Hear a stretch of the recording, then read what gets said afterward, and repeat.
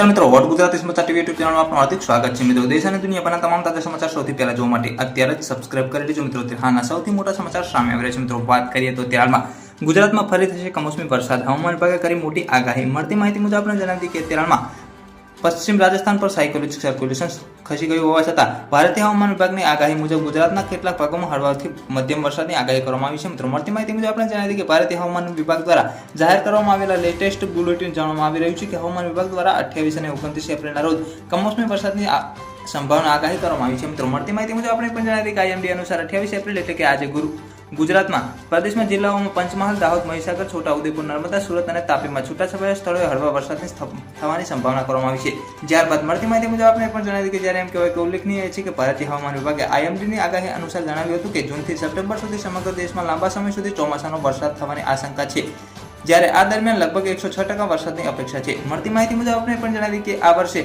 ચોમાસું સામાન્ય કરતાં વધુ રહેવાની શક્યતા છે, જ્યારે 1971 માંથી 2020 સુધી 50 વર્ષના સમયમાં આંકડા મુજબ આ વર્ષે 87 સેમી વરસાદ પડવાની ધારણા છે।